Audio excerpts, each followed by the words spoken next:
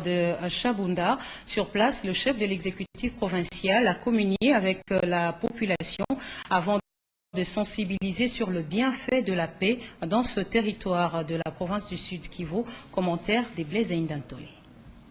C'est une ambiance festive et d'allégresse à Chabunda au Sud Kivu. On pourrait dire que le temps s'est arrêté quand le gouverneur Marcelin Tshishambou Rouya est descendu de l'hélicoptère.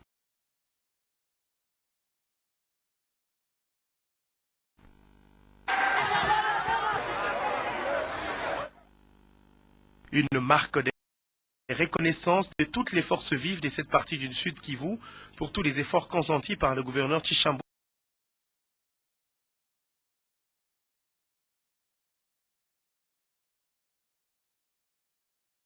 Rouya afin de ramener la paix ici. Après les honneurs de la police nationale congolaise, le gouverneur marche de l'aérodrome de Chabunda jusqu'au bureau du territoire où l'attendait une immense foule.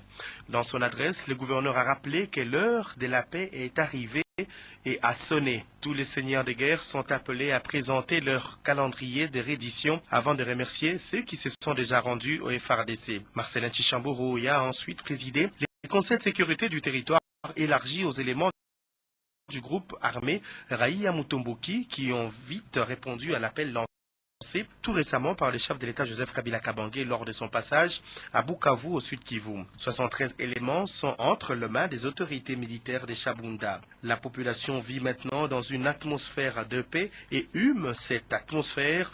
Retenez qu'au total, sur les 11 groupements de Chabunda, 8 sont passés sous le contrôle des FARDC, alors qu'il y a quelques mois, il n'y en avait que 2 contrôlés par l'État congolais. Chabunda aura communié avec son gouverneur enfin. D'une province à une autre dans le Nord Kivu, le gouvernement provincial se dit très déterminé à se remettre dans l'action. L'axe routier Kobokobo-Ngungu se trouve dans un état piteux. Cette route est pourtant d'une importance capitale pour l'approvisionnement de la ville de Goma en produits agricoles. Le ministre provincial de l'Agriculture invite la population à planter des arbres le long de cette route pour éviter son état de dégradation qui pourrait s'empirer. Un commentaire de Blaise Aïnda dans ces images.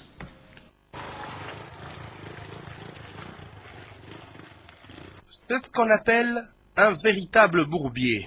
Et cela sévit sur cet axe routier Koboko-Bongungu dans la province du Nord Kivu. Après la guerre, le gouvernement provincial de Julien Paluku Kaongia s'est juré de reconstruire la province. Et d'ici 1 mois, cet axe routier sera réhabilité.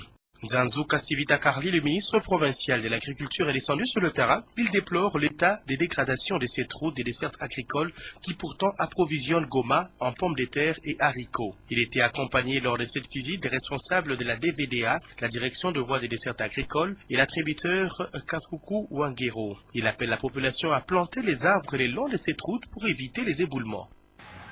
Pendant que nous sommes en train d'attendre la récolte, il faut qu'il y ait des routes. Sa route, il n'y a pas de développement de l'agriculture, sa route, il n'y a pas de développement. Donc, il est de notre devoir comme gouvernement de continuer à rencontrer les préoccupations de la population. C'est pourquoi le gouverneur veut bien que les contacts soient vite rétablis entre Ngungu, Ushoga et Goma. Donc, la pomme de terre qui est produite en Ngungu ne peut plus maintenant là arriver sur le marché de Goma à cause de tout ce qu'il y a comme bourbier sur la route. L'attributeur Kasuku, lui-même agriculteur, a soutenu cette proposition destinée à planter des arbres. Il offre même des plantules, et ce, gratuitement. Retenez que c'est depuis août que cet axe routier n'est plus praticable. Pourtant, il revêt une importance capitale. Il est donc impérieux de réparer cette route des dessertes agricoles. 2014 sera l'année de toutes les réalisations dans la province du Kasaï occidental. C'est le vœu du gouverneur de province, Alex Moupompa, qui n'a pas dérogé à la traditionnelle cérémonie d'échange de vœux devant les députés provinciaux, ministres et responsables des entreprises et associations œuvrant dans la province du Kasaï occidental. Alex Kandé Moupompa a saisi cette occasion pour féliciter le chef de l'État, Joseph Kabila, pour le retour effectif de la paix dans la province du Nord Kivu. Correspondance de Dieudonné Moulamba à travers ces images. Ils sont venus de divers horizons socio-professionnels de la province du Kasaï occidental. Il s'agit d'un rendez-vous traditionnel au début de chaque nouvelle année pour de telles retrouvailles. Une occasion pour l'autorité provinciale de passer son message pour la nouvelle année 2014. Les invités sont des députés et ministres provinciaux, les animateurs des entreprises publiques et para-étatiques, les répondants des diverses institutions tant publiques et privées, ainsi que les délégués d'autres regroupements et mouvements associatifs du Kasaï occidental. Le gouverneur de province, Alex Kandé, s'est fait entourer de son vice, ainsi que des membres du bureau permanent de l'organe délibérant du Kasaï occidental, avec en tête leur président Omer Mijimbu. Dans son message de vœux, l'autorité provinciale a salué les efforts du président de la République pour la paix retrouvée au pays. Alex Kandé s'est aussi étalé sur les actions menées en 2013 et celles envisagées pour 2014. Je voudrais remercier son Excellence Joseph Kabila Kabange, président de la République, chef de l'État, pour les efforts inlassables qu'il a déployés en faisant de l'année 2013 une année exceptionnelle pour notre pays grâce à la paix restaurée dans sa partie Est. Permettez-moi de saisir cette opportunité pour lui formuler, au nom de toute la population du Kasaï occidental, les vœux les meilleurs de succès et de bonne santé en 2014 et de lui réitérer l'indéfectible soutien des Ouest kassaïens afin que sous son leadership,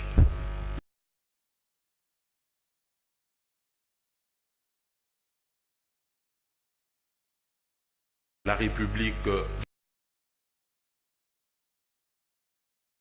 démocratique du Congo devienne un pays fort au centre de l'Afrique, un pays uni et une nation émergente. La soirée était marquée par des animations folkloriques, la musique moderne version ancien succès, ainsi que la traditionnelle étape d'échange de vœux entre le chef de l'exécutif provincial et divers invités.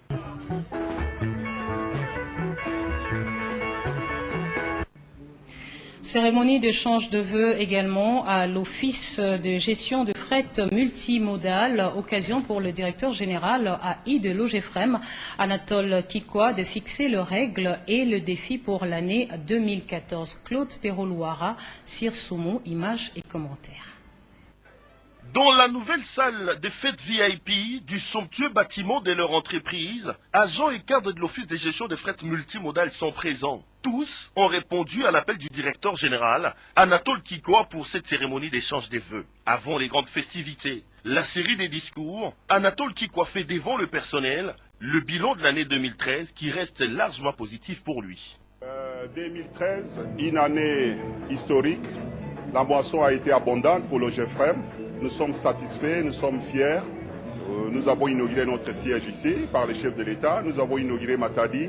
Nous avons mis les conseils d'administration dans de très bonnes conditions et nous sommes passés à la présidence de l'ICC.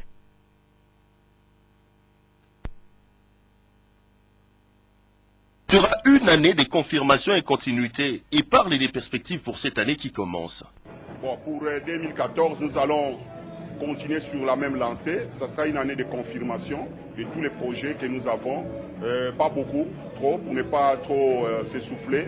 Nous avons en ligne de mire prioritairement Kasumbalesa et les Katanga.